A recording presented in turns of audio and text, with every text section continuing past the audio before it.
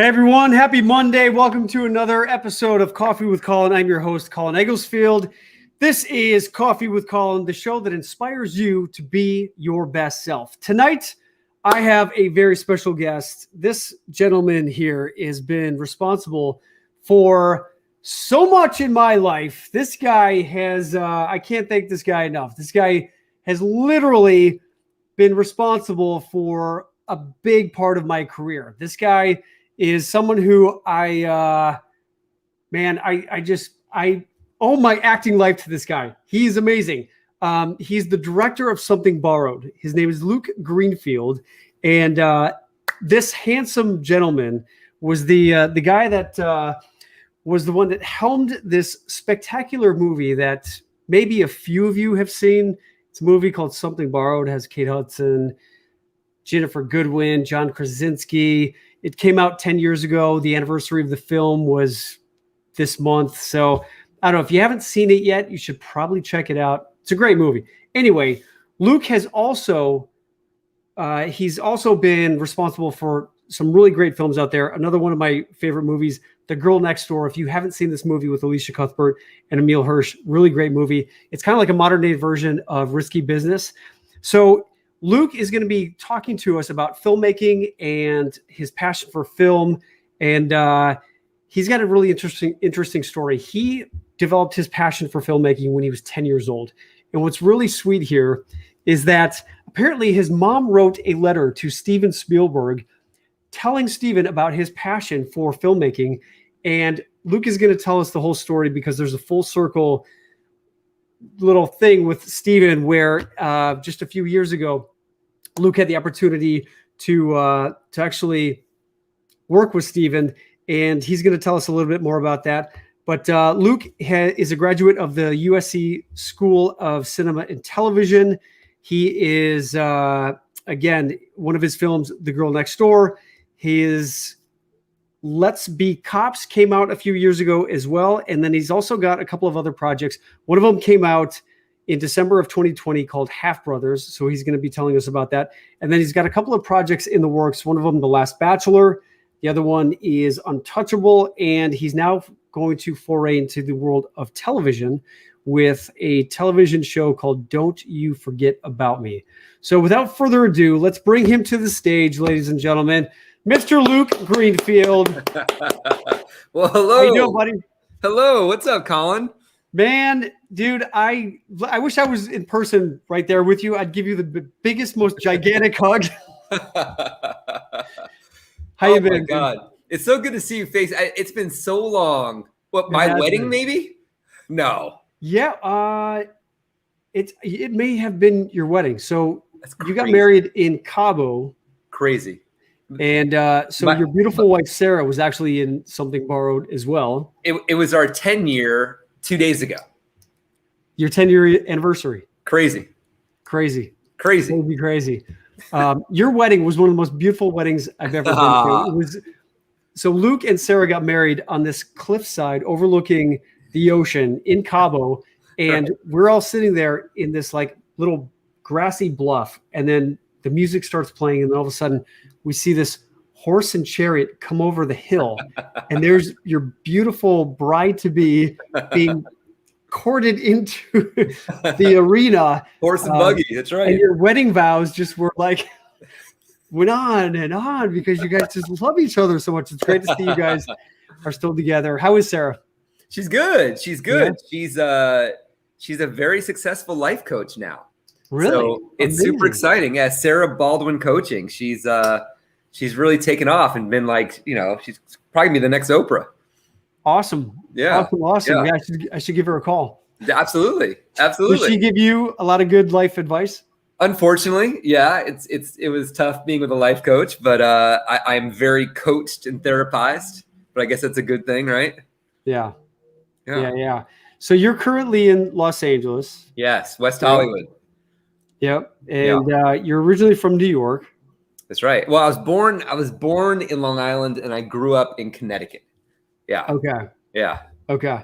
Yeah. And according to what I read here, so you had a passion for filmmaking at 10 years old because your uncle gave you Super camera. Yeah. So was this something that he just had laying around? He was like, I don't need this anymore. Here, you want this? No, I was an only child, so I had no one to play with, right? So I was drawing like these little movies, these picture books, right? And I couldn't draw. I was terrible. I was a terrible, terrible artist.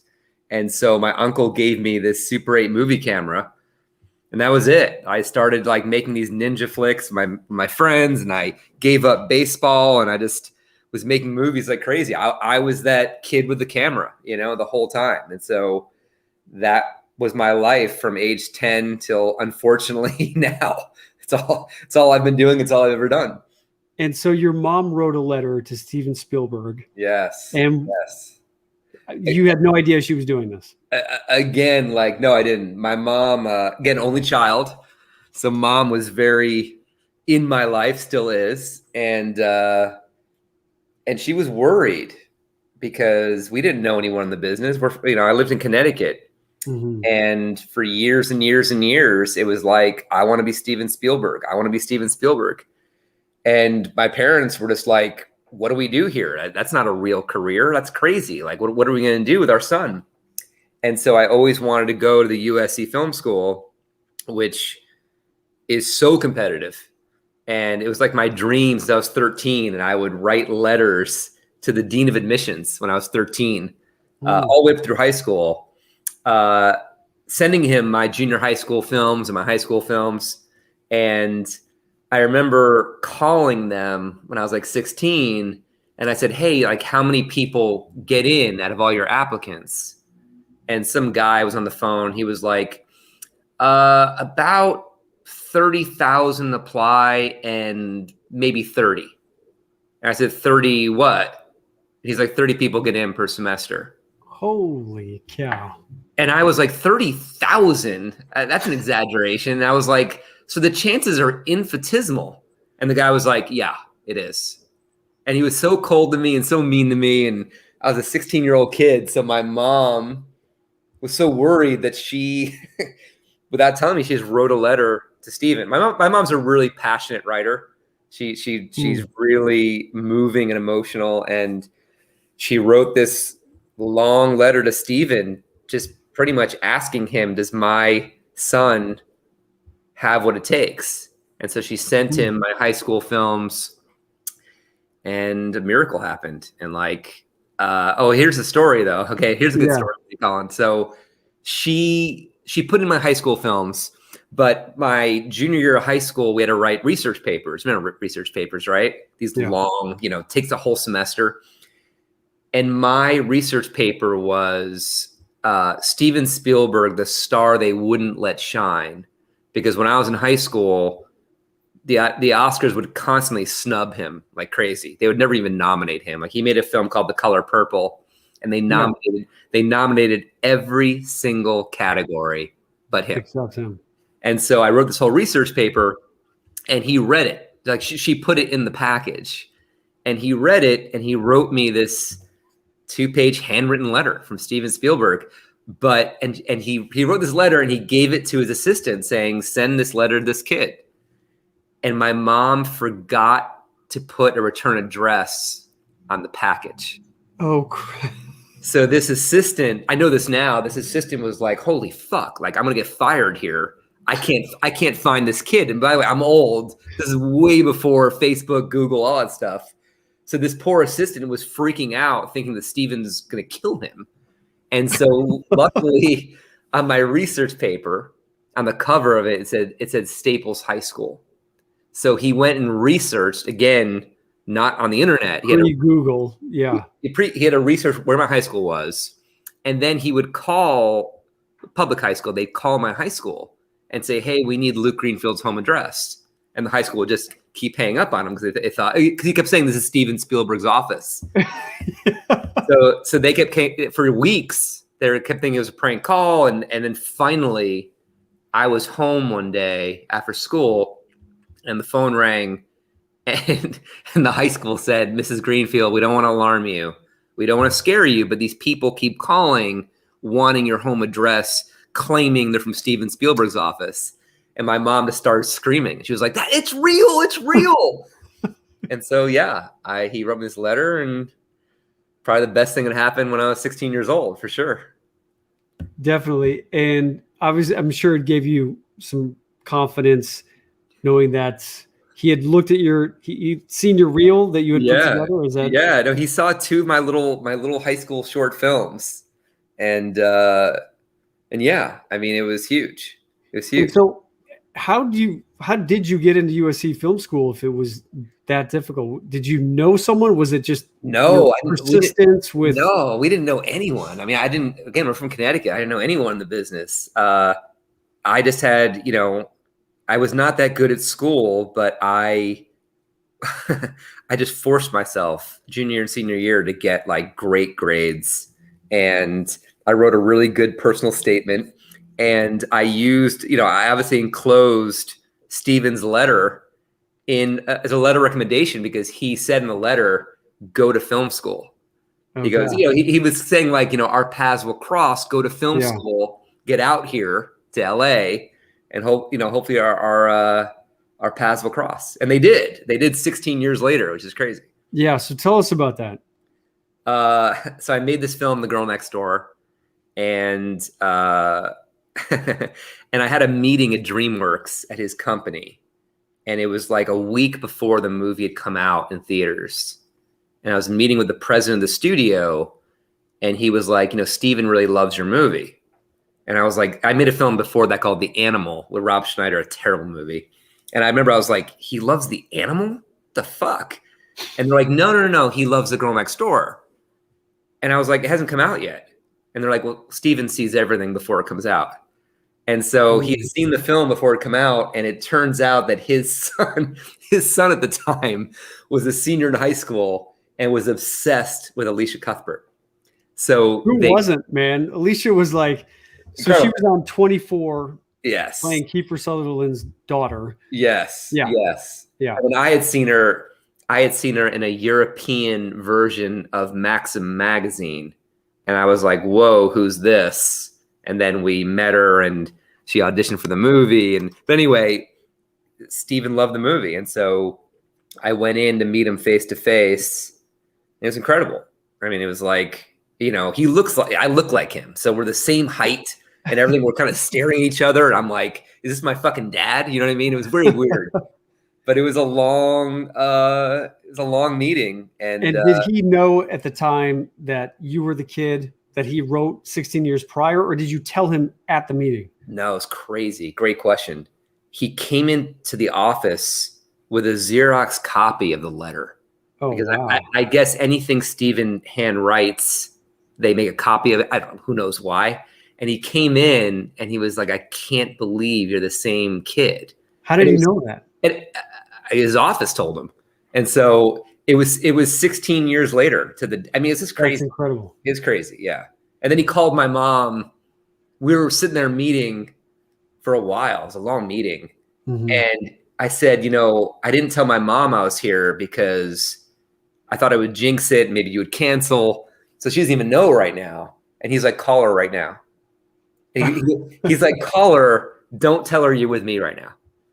And I remember calling my mom, and she was like, Lukey, I'm busy. I'm like, Mom, there's someone here who wants to talk to you. She's like, Lukey, I'm busy. I don't have time for your friends. And Steven grabbed the phone, and he was like, hey, Beth, blah, blah, blah, blah, blah. And she recognized his voice and just started hysterically crying. And it was funny. It's like, I'm watching Steven Spielberg be like, no, it's okay. It's okay. Shh. It's okay. It's okay. Sit down. So I think he didn't anticipate the hysteria.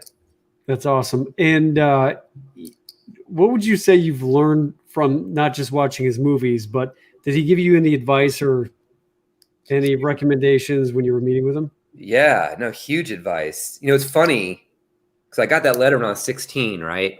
I was a kid, but the advice he'd given in that letter, I didn't truly understand until I was in my 20s, maybe my 30s, because he wrote, I was a kid, and he wrote this last line in the letter saying, God, I almost had it memorized at a certain point. He said, the truth. He said, movies really excite audiences worldwide, but it's the truth in the telling that hits home to people's hearts. And what he was saying was, if you look at his movies, like even E.T. or all his movies, they're all about something very, very personal, usually very personal to him. Like E.T. was about his painful parents' divorce, and Close Encounters, same thing. So he has that kind of that theme running in his movies, but every one of his movies, even Indiana Jones and these things, he has a very strong emotional theme. And that's, I think that's why he's the greatest filmmaker ever. That's why he's had the most success out of any Hollywood director in the. Yeah. He's really good at recreating like authentic family relationship moments. Like even in E.T., when they're sitting having dinner and when Drew Barrymore says alligators in the sewers. That's right. That's right. Just like when the family's just having dinner, and he's just really good at just recreating the emotional connection between his characters. Totally. And what he gave as the advice is exactly what you see in his movies. Colin, I'm sorry, I'm reading all these comments and they're amazing. Do we? I mean, it's just keeps going. So I'm just I'm looking at you. I'm looking at these comments. Yeah, no, read it away, man. I mean, this is Tammy saying that's great. Elisa, amazing. Well, Jessica wrote, "Does that advice stick with you, Luke? Although you were only 16 when you met with him, does it help you now?" That's a great question, Jessica Endicott. Yeah, it does in a big way, Jessica. I mean, every movie I do, I follow his advice. I know it sounds cheesy, but every movie I do. There's an entertainment factor, and whether it's comedy or dramatic or romantic, but it's usually about something. Something Borrowed was purely about friendship, right? Girl best friends, and what happens, what's the reality behind that, right? I mean, it's love and fun, but the jealousy, right? The competition, that's what that movie was about. That's what that book series is about, That's why I did it. It was just an interesting, I became really good buddies with Emily Giffen, who was great. The writer of the book. Yeah. And so, I was talking to her about it, and really getting emotional into those characters, right? And again, this unrequited love by this great guy from college that should have been, and that competition of the Darcy Kate Hudson character, you know what I mean, of some underlying competition there that blows up relationships, right? Yeah, so it's interesting how you got to be front and center and the favorite of Molly Smith, the director, Hilary Swank, producer, or Molly Smith, producer. Hilary Swank, producer. Because I asked Molly, what was it about Luke that you liked? Because she was like, nothing. No, she honestly said that when you came into your pitch meeting, like you just had a pitch meeting right before this, and I'd love to ask you a few questions about that. Yeah. When you came in for your pitch meeting, Molly said that you were so passionate about the story, about these characters, and you just won her over with your passion for this story. And I can tell, because when we were working together, I think what helped me get through this crazy stressful time, and because this was the biggest project I had ever done. And I mean, everything from you having me doing push-ups outside on the street in New York before shooting the first scene, because you could tell I was so nervous. That was your thing. That was your thing with Larry Moss, right? Yes. The great Larry Moss. Yeah. And I told you, I said, Luke, just challenge me. I'm very competitive. Just tell me, challenge me to do something, and I will. I'm going to tell. I mean, if you're okay with it, I'm going to tell every story about Colin Egglesfield on that movie. A lot of things that these people, a lot of people listening in. Yeah, I probably blocked it out because I was so in this world of okay, I just need to focus on making sure I don't forget my lines and performing. Yeah. So tell us I have a great memory, dude. Should we walk through it together? Go for it. Let's go. So we had cast Ginny Goodwin first, and she was perfect for the role. and then we cast Kate Hudson, right? And then Ginny Goodwin had never been like, it was all about chemistry, right? Mhm. And so we needed Ginny Goodwin in the auditioning room to work with actors and see. We had to all see. It's called a chemistry read for everyone watching. It's called a chemistry read, and it's like, let's see if the actor playing Dex has real romantic chemistry and emotional chemistry with Ginny Goodwin. And we saw a ton of actors.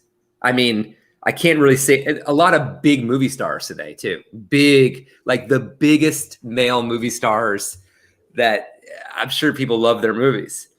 And they came in and they were names already. They were coming up. They were big deals. And then in comes Colin Egglesfield. And I mean, it was incredible. Do you remember that first audition? I do. It was incredible because it was incredible because you came in, and I remember, you know, we're doing the lines, and you know, for everyone watching, it's very nerve-wracking in an audition room. I mean, Colin is sitting there trying to get into character with like 7 people staring at him, videotaping. You know what I mean? And literally, like in that small little room, you guys were probably like 7 feet away. Tiny. It was a tiny, hot room with no air conditioning on the Warner Brothers lot, right? And I remember you were doing a great job. And then I said to you, you and I had a conversation, and I said, Colin, take all the relationships you've been in your life and just be real. Forget acting. Just be Colin. And it was the most fucking moving take. I wish I had it. It must exist somewhere. Someone has to have this somewhere. I'm sure it's on VHS. That was the best piece of advice. That was the best piece of directing advice anyone has ever given me. Because you were unbelievable, and it became so emotional, and there was so much emotion emanating from your heart to Ginny Goodwin, and all of us. I mean, like, I think the women were crying, the casting directors were crying, and we were so blown away. And again, guys, Colin was up against, I wish I could say their names. It's bad form, right? Yeah. But okay. Everyone loves 50 Shades of Grey. You can do the rest. But you were up against guys like that, and you won it. Even when Warner Brothers was saying, we need a fucking star. No, we need a star. And everyone was like, this guy is the role. This guy is everything. He encompasses everything Dex is. And you did it, man. And I've done a lot of movies. That never happens. Ever. Really? Never. I'm so surprised. No, a big studio wants a movie star. Oh yeah. And so, you know, it's like, you know, usually what happens is they're like, look, you know, that actor's great, but we need to go with so-and-so, right? And so I agree with you, Jennifer. Colin was a perfect Dex. It's so cool to read these comments. Yeah, it is awesome. And I've got some really great questions here as well. But just to piggyback on that, that was I think that was either my second or third audition when it was actually the chemistry read. That's right. And that's right. And the first 2 scenes that we did, I felt like they were solid. Felt like, okay, felt really good about them. It was that third scene where Ginny and I are watching the band. Yep. And I turn to her and I say, why didn't you ever tell me you loved me in law school? Incredible. And I just didn't connect with the words that were on the page. And as actors, we want to honor the words that are written on the page. We want to serve the writer, and we don't want to like change anything too much. Right. But I so appreciated you coming, and you literally like got out of your chair, walked up, and you did this you got down on your knee and you just said, hey, Colin, so, and like what you just did, this is great. It's great. And what I remember hearing it as, just talk to her how you would tell someone who you really loved and that you really cared about, and just tell her, just be you, be you. Yeah. And after that, I was like, okay, I could do that. And you went off book, and it was so much better. What you did was so much better in the script. And I think what we did is we took that take and we rewrote that fucking scene from what you improv'd. I mean, that's what's natural is what's real. You know, it's a huge deal. And all I did was look in Ginny's eyes, and I mean, we just connected right away. And she's so open and giving and beautiful. And I just remember just time and space stopped in that moment. Yeah. Stuff was coming out of my mouth. I was like, where the hell is this coming from? Right. And when we finished, it was almost as if I had forgotten I was in that tiny little room and that there were 7 other people watching us. Yeah. And when we finished, Ginny and I had tears in my eyes. You did. I remember. And then we were like, whew, and we both turned and looked, and you guys were just like, yeah. Okay. Yeah. All right. Wow. That was, I mean, you could just feel the energy and the electricity in the room. That is special. That's why I love acting. It was incredible because now you're jogging my memory. In the first 2 auditions before the chemistry read, I remember the studio heads watched your tape and they were like, he's fucking Tom Cruise. He's Tom Cruise. It's distracting. He's Tom Cruise. And that was against you. Yeah. That was against you. And then when you came in and crushed this, they were like, all right, he's great. You know, but that worked against you. Yeah. Yeah. Yeah. No, I get compared to him quite a bit. I wrote and performed a one-man show that I was planning on actually taking on tour, and then COVID hit. But it's called No, I'm Not Tom Cruise, a Midwesterner's Guide on How to Survive Hollywood and Beyond. That's great. I love that. Because I literally I'd go to the gas station or the grocery store. I'd be like, hey, Tom Cruise. I was late for a flight in Los Angeles, running down, trying to get to my gate. And someone was like, hey. And I turned, he's like, you look like Tom Cruise. I was like, if I miss my fucking flight, right? That's incredible.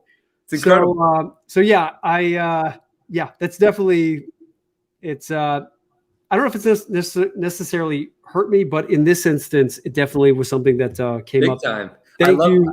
I love what Nicole advocating for me. Nicole wrote Tom Cruise, but taller. Yes, you're definitely a lot taller for sure. That's so funny. Yeah. And so how do you remember Something Borrowed? Was it because this was something that was different from what you had normally done up until that point? Big time. Romantic comedy. What was it about the pitch where you felt you won that pitch? And what is, like, you explain to us like what a pitch meeting is and what you try to convey in that pitch meeting? Yeah. On Something Borrowed with Molly, you mean? Yeah. Yeah. I mean, I didn't write Something Borrowed, and I normally write everything I direct. And so this was me going in just simply as a director. And, I like to make things very personal, kind of like, again, taking Steven's advice. So, I go into every meeting when I'm really seriously considering doing something, because it is, a year and a half, sometimes years of your life, right? So it better be worth it. It better mean something, right? And so I think I went in and talked to Molly and just talked about how it personally hit me. Yes, I'm a heterosexual guy, but I had those relationships, those other friendships where there's an underlying competition. There's an underlying jealousy, especially in our business, right? I mean, being in Hollywood, it's very tough. It's very tough because everyone's so driven and everyone has dreams, and there's jealousy, and there's, so I think I went in there and just talked about it very personally to Molly, of how I would approach it and how I would want things to be very organic and real and to be authentic to the book, because I thought the book was very real. I mean, I think everyone here reads Emily Giffen's books and they know it's very authentic. And I think Emily Giffen had a Darcy. And so I think that she was coming from a very honest place. So I think with Molly, I just talked about how I would approach it, how I'd always make it real. And that's kind of the goal. Is I think that's why it touched people a lot, is that it wasn't some soft, movie where everything works out in the end, right? I mean, it's or just your formulaic, typical rom-com. Yeah. I mean, it's funny. It's like I remember when we were actually rewriting.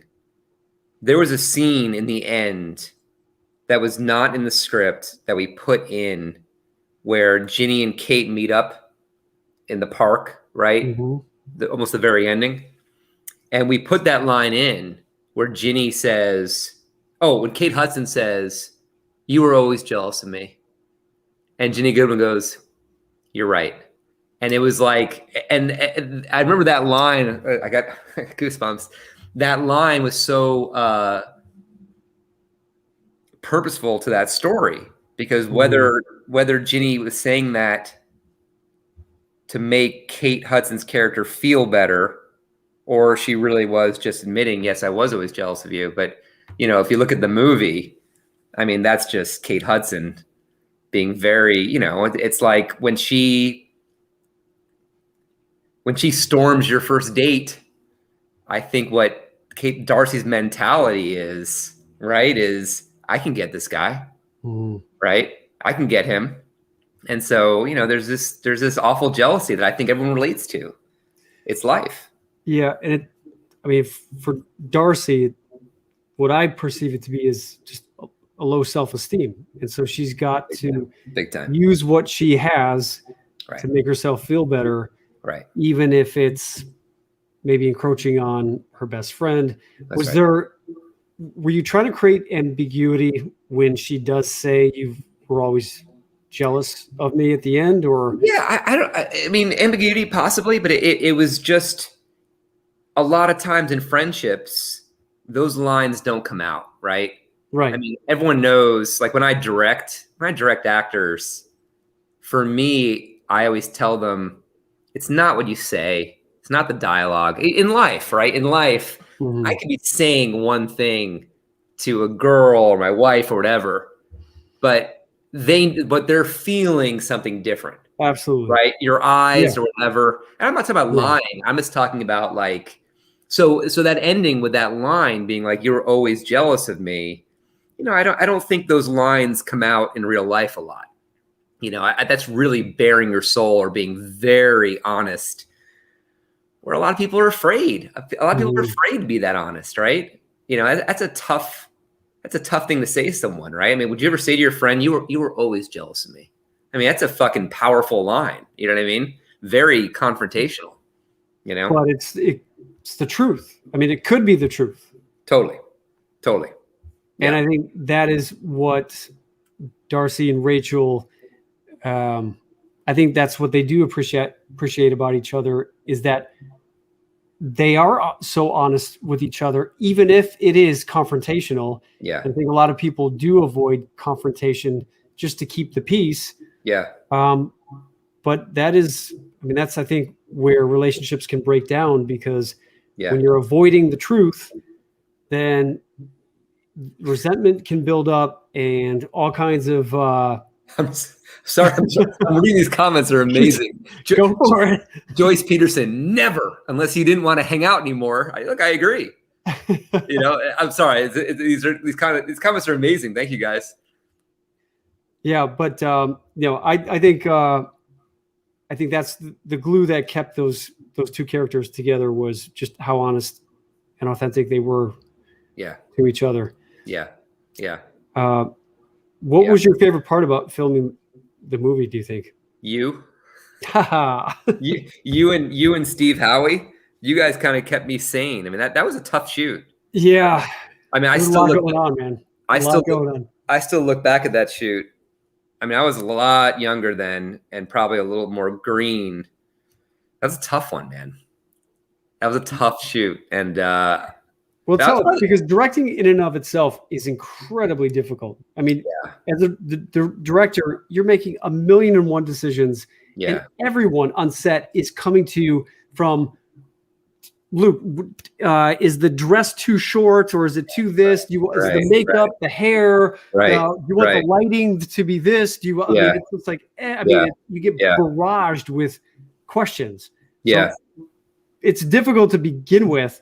And then you got to just kind of shut out all the noise and focus on what you are supposed to do, is to create a scene and provide the environment for the actors to do what. And it's tough, and actors can be tough, you know what I mean? And they're very, and a lot of those actors on set worked in very different ways. And that's also a very tricky thing when you're working with 4 actors in a scene and they all work differently. Some, have their best takes in the very beginning. Some actors are like, I need to get warmed up and do 15 takes before I'm going to do it right. And so it's like, it's a fucking nightmare, man. I don't know who would want to be a director. It's fulfilling as hell. I mean, it really is. It's the greatest thing. It's always been the greatest thing in my life, but it's an emotional roller coaster in every facet. Yeah, it definitely is. Yeah. Yeah. It's, you never know how it's going to turn out. You hope for the best, prepare for the worst. Yeah. And when it does work out, you're like, how the fuck did we do that? It's And also we shot in New York City, which I had never done before. That was a fucking challenge. You know what I mean? I mean, oh God. I mean, it was an interesting time. Shooting in New York City, shooting in the Hamptons. If you remember, that was the height of Kate Hudson's career. So the paparazzi was insane, right? I mean, we had to hide her. Like, we'd be shooting on the street. You got to hide Kate Hudson. Then you got to bring her out. Paparazzi goes fucking crazy and then get her back in hiding. I mean, it's nuts, right? Yeah. And what do you think about Something Blue? I mean, this thing keeps everyone.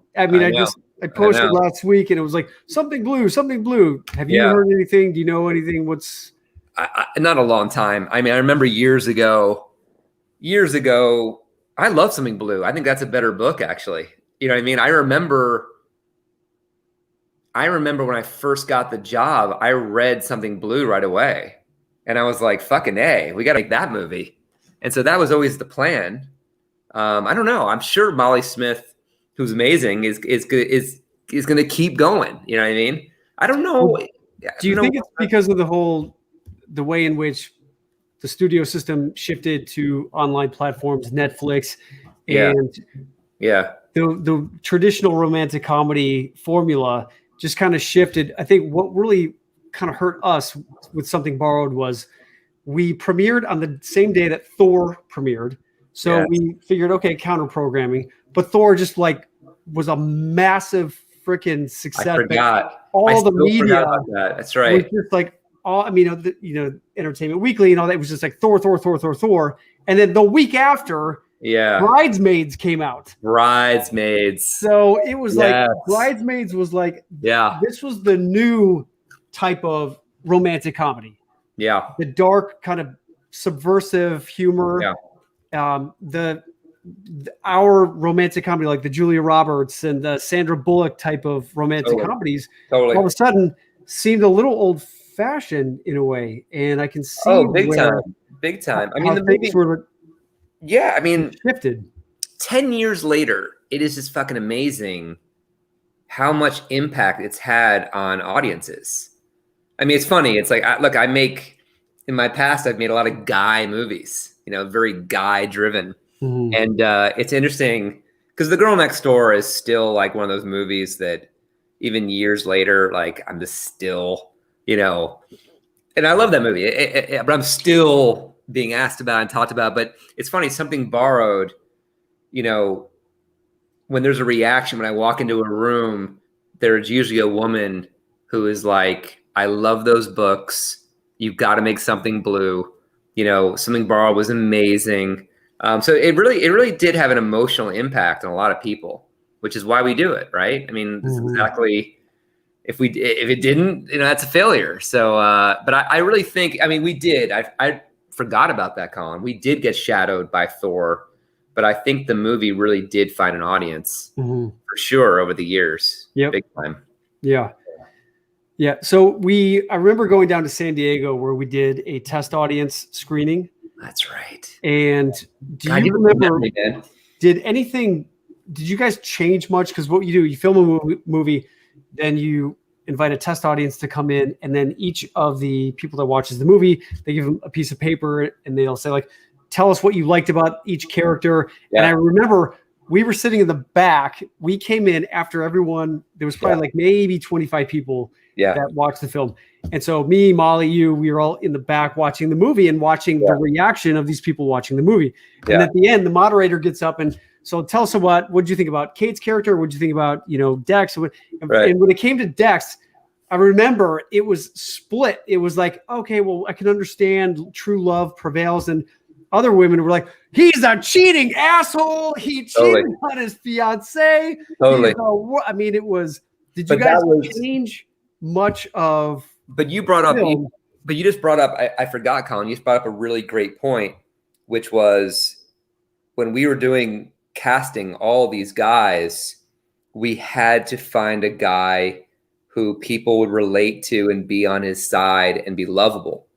And we knew, even with Colin Egglesfield, just given the content, a lot of people are going to be like, fuck him, he's a cheater.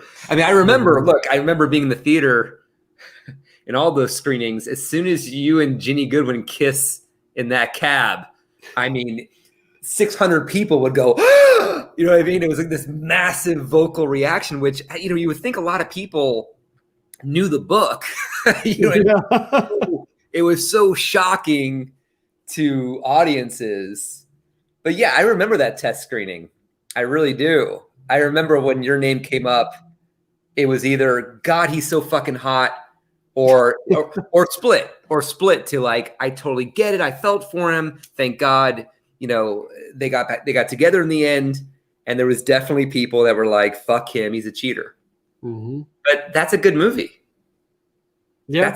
That's a good movie when you have two, you know what I mean? I don't like the boring, I'm doing a TV series right now we're out with, and like my whole pitch is I hate formulaic movies.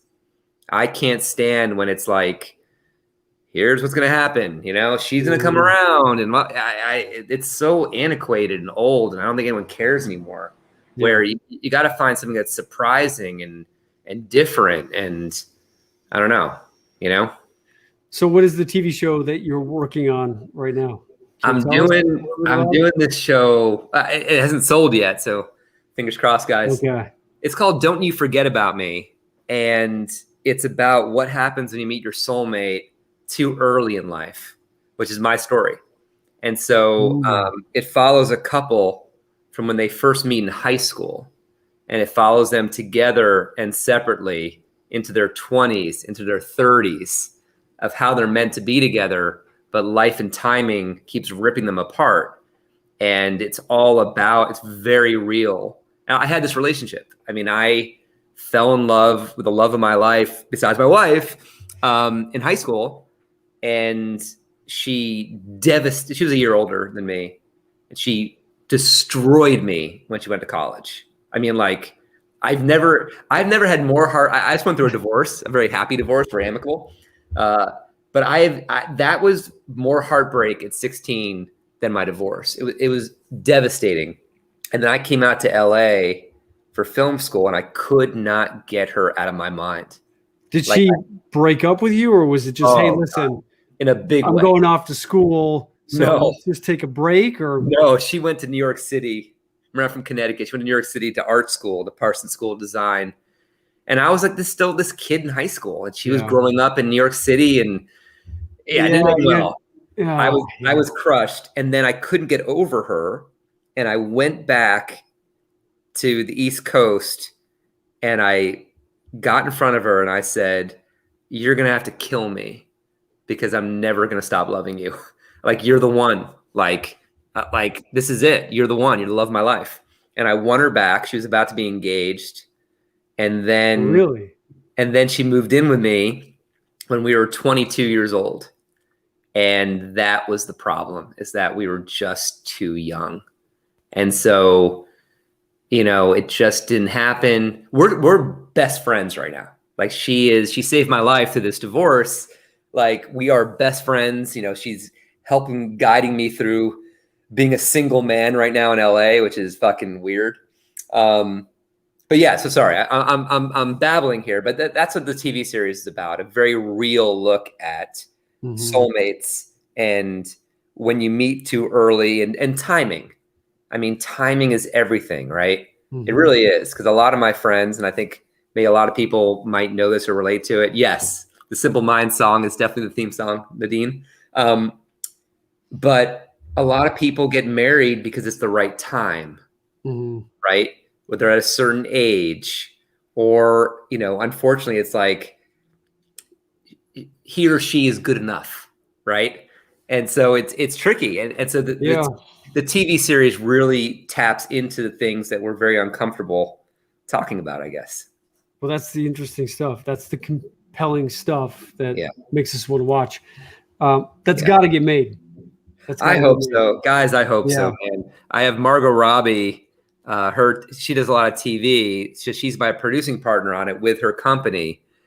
We're trying. We are so trying. So, you know. So what is the landscape nowadays? How would you describe Hollywood and the landscape of TV and film making nowadays compared to like 10, 15 years ago? It's a completely different world. I mean, it's as different. It is so different. And it's been a really tricky time for me because I'm casting 2 movies at the same time. And it has been such a grind. It's just really hard. The big movie studios aren't making movies. I'm sure a lot of people love the comic book movies and superheroes, but I will tell you that destroyed movies like Something Borrowed. Studios are you will never see Something Borrowed in a theater. Never. It's never going to happen again because, it's unfortunate, but a lot of these movies, like I'll give you a story, guys. I hope people love Jerry Maguire, right? It's one of my favorite movies of all time. Mine too. About a year ago or so, I was with a head of a studio who greenlights movies, right, guys? So he's in charge of making movies or not. And I said to him, I want to make something like Jerry Maguire. And he said, I'd never make that movie today. That's so depressing. That's a real wake-up call. You know what I mean? That's like, so anyway. Just because of box office ticket returns is just no one is, the average movie goer nowadays is a 17-year-old boy. That's why they make these superhero movies. They don't want to make movies for this audience. I mean, they do, but it has to be, I don't know, even La La Land is unique. I love that movie, but I don't know. I don't know if that gets made today, So it's hard. So you'll see a lot of these movies getting made on Netflix and things like that, but they're different. I don't know if you guys can tell, but like they're just kind of different quality still, and they're not really, I don't know. It's like I don't know. I grew up on, movies like Jerry Maguire and When Harry Met Sally and, all these great movies. I haven't seen anything like that streaming yet. So that's why we're trying to do this TV series, is that we just want to make it, like those movies that we grew up on, this TV show that we grew up on. You know what I mean? What are you liking to watch nowadays? Do you have any series that's your favorite? I watch dramas. So I watched like Ozark and, all these kind of docudramas. What have I seen recently? I mean, I love like Breaking Bad and things like that. I don't really watch comedy. I really don't. Even though I grew up on Seinfeld and Friends, I watch more dramatic stuff. And I watch like there's this thing on Netflix right now called The Serpent. It's not that great, but it's interesting. Interesting. I started watching that. It's really interesting. It's creepy as hell. Yeah. But it's interesting, So yeah, definitely interesting. I started watching Halston last night with you. How was that? I love Ewan McGregor. How was that? Phenomenal. Yeah. It's great. He's the best. Yeah. He's really good. So I've got a few questions here from the audience. I did a little live before this. Sharon Kalma is asking, talking about like a 100-year legacy, thinking 100 years from now, how do you want to be remembered? how do you want the That's a world huge to have question. been impacted by Luke Greenfield having been in it? That's a huge question. Excuse my eating, guys. I'm in LA and I'm starving. It's a great question. I would like to be remembered. I have not made yet the movies that I think are going to define me. And so I have a movie that I've worked on, I'm not kidding, for 24 years. And Wow. it's called Destiny. And it's the best movie I'll ever make in my life. And I have not made that movie yet. And that's the type of film I'll be remembered by, or hopefully remembered by, is very, an entertaining big concept, but super moving. Like the heartbreaking, you cry, you laugh. My goal is to make the movies that you'll never forget, right? I mean, there's a certain number of movies that we all have that like you'll just never forget those moments, right? Like even Something Borrowed, if people are huge fans, I think there's certain moments in that movie that, you just won't forget. And so I just love those types of movies where, the ending of whatever, I can come up with examples, but like you just, you almost live your life by them. You know what I mean? It's like, again, being a single man in LA, it's like, I'm this kind of romantic of like, the certain romantic movies that has such an effect on me that I almost want to experience that in my own life, Mm-hmm. Yeah. Yeah. You're a hopeless romantic. I am, unfortunately, in LA, right? Yeah, and LA is not the best place to be a hopeless romantic. No, it's not. Isabel is asking, what is the most challenging thing about directing, and what advice would you give to an up-and-coming director who's wanting to get into the business? The business of it. I mean, like I'd make movies for free, right? But you got to pay me to deal with executives and studios and the horrible business of it. And that's just I don't want to be a downer. I want to be very positive, but making movies and the love of telling stories, unfortunately, is only 50% of the job. And the other 50% is dealing with people who are not creative and are going to have opinions about a lot of things, I mean, making Something Borrowed, believe me, there were a lot of opinions of, we don't want to end it this way. You can't have this. And, you're always kind of fighting. And then I think the other challenge, good and bad, are actors. They are a very specific group of people. And, and sometimes it can be very challenging if they're not on the same page as you. And that's why casting is crucial. That's why working with someone like Colin is a dream compared to other actors in my career that have been, they're not bad people, but they're very tough. And, as you know, I mean, Colin, you're a dream. Actors have very strong personalities sometimes, and you got to learn how to handle that, Yeah, it's, I mean, we're all artists and we all have a vision or an idea of how things should be. And I mean, that's why I think you did a phenomenal job of juggling all of those personalities, because at a certain point I would just walk off set and be like, okay, Luke, you can handle this stuff. Like, I'm going to just, well, you stuck with it, man. You stuck with it, and you created a safe place, a safe environment for us to be able to show up every day and just know that stuff was going to be taken care of. Yeah. It's so important. Yeah. It was a tricky one. It definitely was. I was lucky to have, my girlfriend at the time who I could go back to my apartment and kind of just, holy fuck, you know what I mean? Am I going to survive this, But it worked out. It all worked out. Yeah. Valerie Elgin is asking, is there any project that you passed on directing that you later regretted? Yes, there is. I mean, I'll tell you this. There are a lot of projects that I do not regret passing on. There were a lot of romantic comedies that I passed on.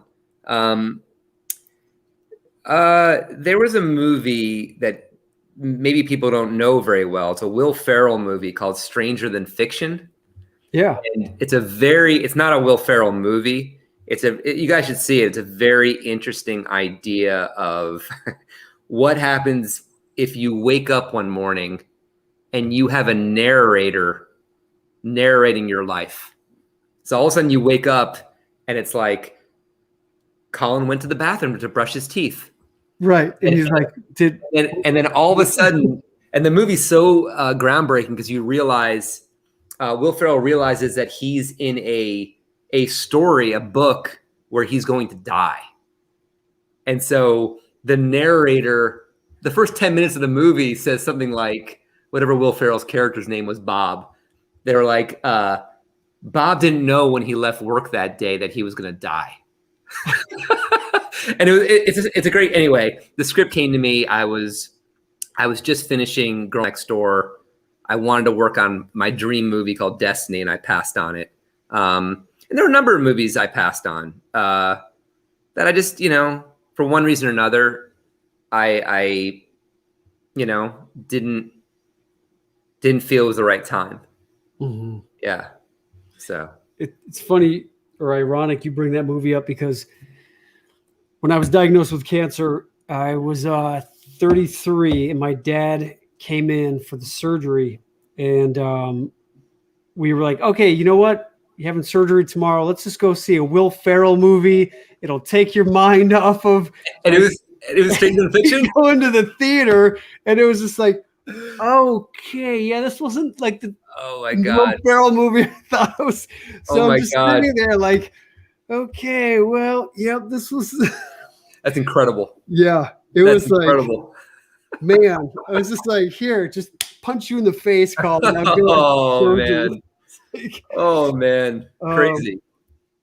Yeah, the next question I have here is there anything that you have taken away from your movies or have learned from your movies that maybe you've used in your real life or you've been able to use in your subsequent projects?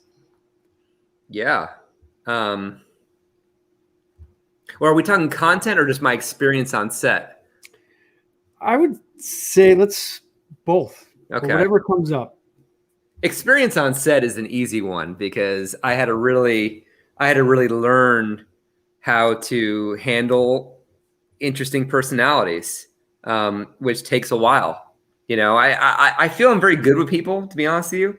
And I get along with people, but it's hard. It's hard when you've got, very passionate people who want to do different things. I think content-wise, I don't know, like The Girl Next Door was an interesting theme that we had written, which was, what do you do for love? How far will you go for love? There was a phrase that we coined in The Girl Next Door that no one realizes. Is the juice worth the squeeze? That comes from The Girl Next Door. Like if you Wikipedia that saying, really? Oh yeah, it's so weird. And so when I go through life and people will be like, well, I mean, is the juice worth the squeeze? And I'm like, that's from Girl Next Door. And they're like, no, it's not. And I'm like, no, it's it. We wrote that. And they're like, I've been saying that since I was in 8th grade. I'm like, which character said that? Timothy Oliphant says it. Okay. He says it to Emil Hirsch. He's great. And so it becomes the theme of the movie. So, I think that a lot of my romantic relationships have been, especially my ex-wife, has been like, how far am I willing to go? Because when I first met my ex-wife, she definitely didn't like me. And so it was all about like wearing her down. And, I knew she was the one and just kind of like, how far will I go? I went as far as I could, So anyway. Well, we're coming up to I'm getting exhausted with the emotion. Yeah, well, that's what life is all about. Right. I feel like it's a full day when you've been able to laugh, cry. That's right. Be vulnerable. Yeah. Just expose your heart and all your emotions out in front of thousands of people. That's right. So as we wrap up here, Luke, and I appreciate you being here. This has been awesome. I feel like we could talk for another couple of hours. Yes, we could. This last little segment here is brought to you by, have you ever heard of an app called Picticular? Mm-mm. So my buddy Todd, he created this app. It's a movie curating app. And what it is if people ask me like, hey, Colin, where can I watch your movie that just came out? I don't know. I'm not the distributor. I'm not the producer. Right. So this app, if you are looking for a movie or an actor and you want to see what projects they've done, you go there and it shows like you can watch it on Netflix or Amazon. Or I love that. Here. We need that. We need that. There you go. So this app, Picticular, you have to download it. And it also, if you go in there, you can click on what's trending. And then it's kind of like Tinder because you can swipe left and swipe right. I love that. that. Movies that you like or don't like. And then you can swipe up for the lit list, it's called. How do you spell it? Picticular. How do you spell it? Pictular. I'm on there's the link there. You can just go to the App Store. I'm on it. But it's genius. And it's a great idea. Yeah. So my buddy Todd came up with the idea, and at the end of the show, we do the Picticular Pick 6. Okay. So the questions are related to what are your favorite films and actors. So the first question is, what is your favorite film of all time, besides Something Borrowed? I get asked that a lot. I mean, it depends what genre, right? I mean, some of my favorite movies are Good Will Hunting, American Beauty, obviously The Godfather, Apocalypse Now, things like that. But, the other ones that are not so obvious are like True Romance. I love great movie. I love La La Land. I love Whiplash. I love Office Space. I love Wedding Crashers. I love Superbad. It depends what genre. You know what I mean? Yeah, you just ripped off some amazing movies. Do you have one favorite of all time, though? Would you say? I was named after a Paul Newman movie called Cool Hand Luke. My mom was a Paul Newman fanatic, and that actually. Coincidentally, it was one of my favorite movies. What we have here is failure. That's right. Communicate. That's right. I actually have the poster of it in my living room. It's a great movie. So that's that one. Speaking of Paul Newman and what you were talking about earlier about differences in the way in which actors work, I read Paul Newman's biography, and he was talking about how he and Elizabeth Taylor on the set of Cat on a Hot Tin Roof, their styles of acting were so different because Paul likes to warm up. He needs like 10, 15 takes before he's like, okay, got it. And Elizabeth was like, no, 1 or 2 takes. Come on, we're done. What do you mean? Paul. So that's where they clashed, and that's where they had their difficulties on set. But big time. So true. Yeah. What is your favorite comedy? Wedding Crashers. Great answer. Which could never get made today, by the way, ever. That's so depressing. So depressing. I know. It's so funny. We're just a couple of young guys just having fun. We're not that young. I mean, it'd be like Wedding Crashers, Superbad. I love Office Space, Flirting with Disaster. Oh yeah. Yeah. It's so good. Yeah. What was your favorite movie growing up? Probably a Steven Spielberg movie. Yeah, I mean, Jaws. Jaws, Raiders of the Lost Ark, Goodfellas. I'd watch so many movies when I was a kid. So, all the greats like, again, Godfather, Apocalypse Now, Goodfellas. God, there was so many. I don't know. Do you know the story behind Jaws and Steven and the whole big time. Being 26 years old and that's a huge story. Yeah. I mean, terrified he was gonna get fired, having nervous breakdowns. Yeah, I mean that was the movie that almost broke him and made his whole life. Yep. It's the movie that almost killed his career before it even started. Totally. And I read this book where it described they were having so many problems with the salt water eroding all the mechanicals of the shark that they couldn't keep pumping money into fixing the shark because it just wasn't going to fix. And so he decided to take a different approach. And what he said was he likes to go take drives, because when he takes a drive, he slips into that unconscious, subconscious type of thinking where they say in the morning when you're taking a shower is generally when you have the best ideas. Yeah. And so he asked himself the question, what kind of movie would Alfred Hitchcock make? Right. And he then came up with the idea of telling a movie about a shark where the shark doesn't even appear until 80 minutes into the film. Right. And it was like the best thing that could have ever happened. Yeah. It's genius. So when shitty things happen in life, that's right. Look at the possibility of it. There may be an even better reason or a better outcome of what you thought it was. So don't be so attached to the outcome. I was going to say that is such great advice for me today. And I was going to say, I fucking hope so, man. It's been a tough day. So I hope that it's been a tough year.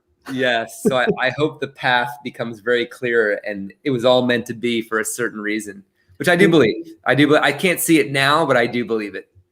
It can't not work out. Dude, you will be making destiny. There is this. So. Yes. You just will. A matter of time. You will. Just a matter of time. Yeah. You will. Oh, and by the way, there's this really cool actor named Colin Egglesfield. He probably wouldn't mind auditioning for it. So let's go. Let's go. I'm ready. And what is the movie that you would say you're embarrassed to say you love? So for me, the movie is The Notebook. I love The Notebook. Unabashedly, I'm just like, I wish I was Noah. I have a few, man. Rocky 3. People make fun of me for that. Mr. T. God.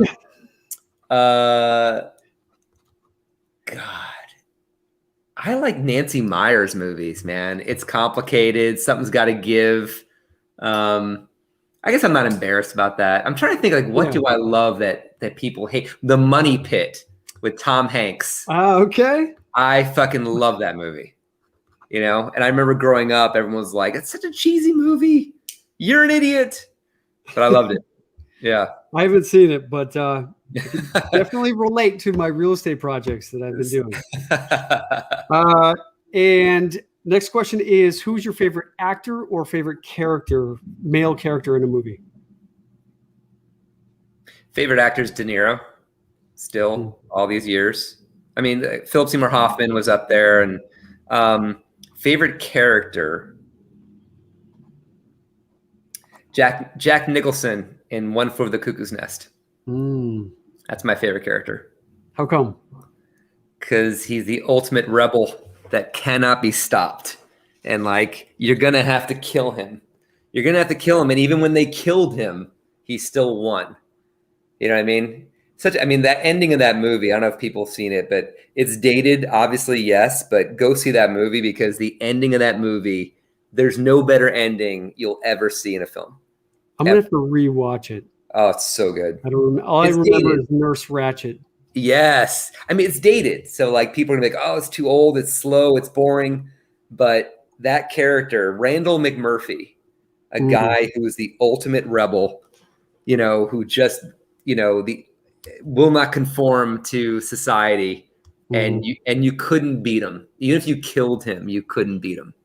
It's fucking awesome. Well, that's you, Luke. Yeah, that's me. I'm gonna be dead by tonight. By the way, it was great. It was great, guys. This is the last time you'll see me on Earth. And last question is: who's your favorite actress or female character? I like a lot of actresses. I gotta be honest with you. I grew up on Meg Ryan, obviously. And I'm working with her son. Her son is the star of one of the movies I'm casting. I love Laura Linney. Laura Linney is one of my favorites. So everyone should look at a small movie that you'll love called You Can Count on Me. It's her. There's a new actor in that movie that no one ever heard of. His name is Mark Ruffalo. It was his first movie. It was Matthew Broderick. And Laura Linney is so amazing in that movie and so amazing in Ozark. I just think she's incredible. Was Julianne Moore in that as well? No, Can you? but I love that. I think of the kids are all right. That's what it was. That's Fucking right. love that movie too. Yeah. Incredible. Yeah. Yeah. Yeah. Laura Linney is phenomenal. Yeah. Definitely check out Ozark. Oh, incredible. Phenomenal. Incredible. Well, Luke, you're incredible. You're incredible. Dude, thank you from the bottom of my heart. Thank you, man. Thank you. It was such an amazing, incredible, scary, awesome, amazing experience shooting that movie. I couldn't have done it without you. You literally sat with me and went line by line. I teach an acting class now, and this is what I actually do with my students. I do exactly what you did with me when we sat in that hotel little office for like 4 or 5 hours straight. We went through every single line, talking about the subtext, talking about the intention, talking about just everything that helped me be able to show up on that set and perform at my best. So thank you so much, Luke. It was an amazing experience, Colin. Thank you. Yeah. I wouldn't have survived that movie without you, man. So thank you. Yeah, I can't wait to get back to Los Angeles. We'll have to definitely let's go. Dude, you better call me beforehand so that we can make plans. Yes. You know what I mean? I don't want to text being like, dude, it's my last night. Where are you? Yeah. Yeah. Well, awesome. Good luck with everything. And dude, things are gonna pan out. They can't not work out. I hope so. I hope so. It's been a tough day, but thank you. I hope so. It's all about persistence, man. Yes. It's all about persistence. You've got too much passion in your pinky finger for stuff not to work out. Just keep going, keep fighting, keep putting your heart out there. And I mean, that's what got you all the work that you've gotten up to this point. Yeah. That's what resonates with all of your audiences. Yeah. Just keep going, brother. Thank you, man. I appreciate it. Thank you guys for watching. Thanks, Luke. I'll talk to you guys later. All right. Take care. Okay. Bye-bye. Wow, man. Awesome. I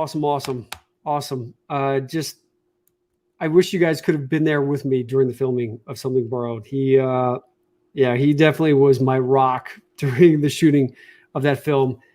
Huge heart, as you can tell, really, really great guy. So let's, write a letter to the studios. Let them know that Luke Greenfield and his film's destiny his films and his TV shows need to be made. Love what he was talking about, just about his passion for filmmaking. And it's really cool to see how people like Steven Spielberg, there are people out there who will support you, and you never know until you just reach out. You never know until you write that letter. You never know until you just get out of your comfort zone. Just try it. Don't think just because it's crazy or the odds are against you that it can't happen. I mean, you heard it from Luke himself. At 16 years old, his mom writes a letter to Steven Spielberg, and he gets a personal, handwritten 2-page letter back to him.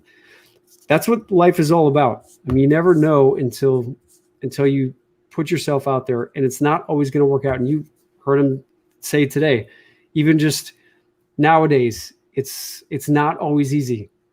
Life is not easy. And that is why it is important that we continue to show up, to be there for each other, to support each other, and to recommit to the things that we are passionate about.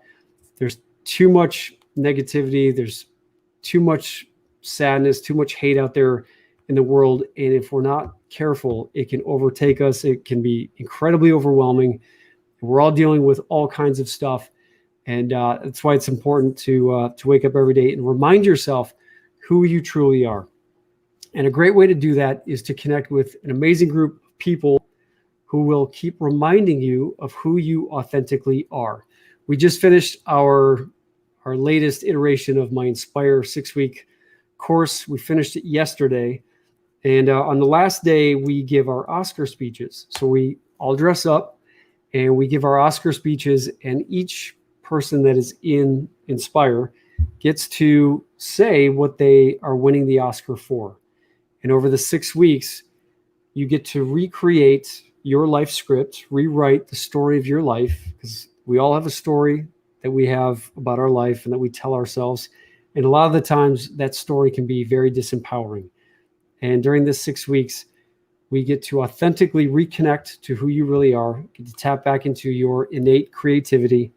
You're surrounded by an amazing group of people who support you along the way. And on our last day yesterday, on our Academy Award Oscar Day, you get to give your Oscar speech and thank the people who helped you get to where you're at. You get to talk about the amazing Act 3 outcome that you've created for yourself. And you get to acknowledge what it was about you that got you there. You get to thank yourself for not giving up. You get to thank yourself for continually working hard and being there and doing the things required when nobody's watching.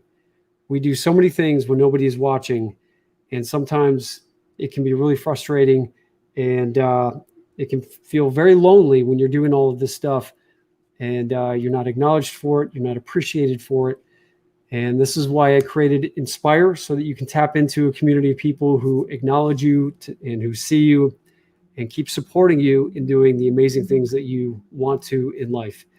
And just because you come from a certain place or grew up in a certain environment where you weren't encouraged to do those things, life is way too short to just go through life thinking that you're not good enough, that you can't do it, and that it's possible.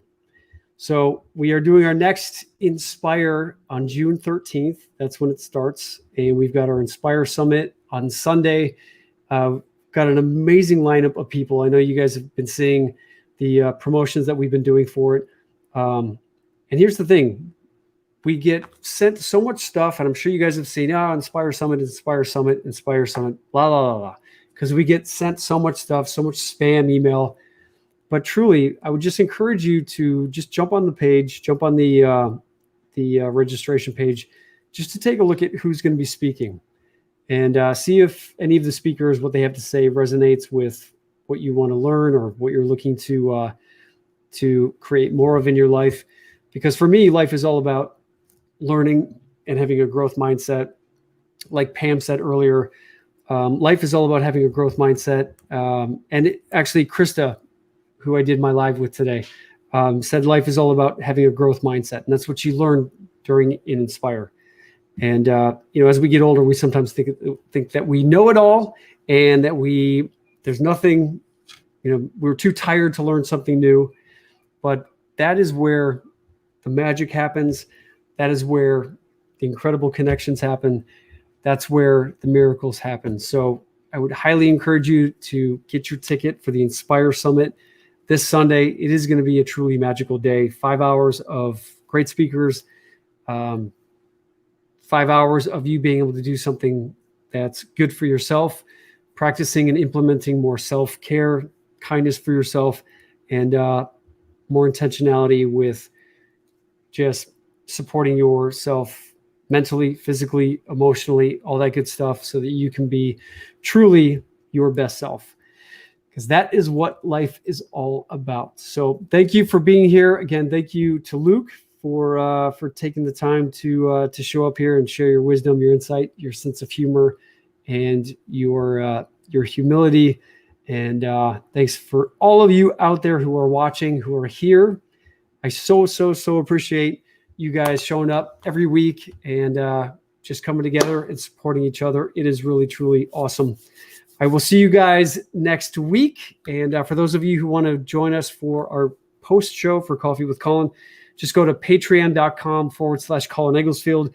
And you can jump in there, find out the information for how you can join us on our post shows. And we do all kinds of other fun stuff, cooking with Colin and vision board parties and all that fun stuff. So check it out. And for the rest of you, have an amazing rest of your night and great beginning to the week. I will see you guys all very soon. All right. Take care.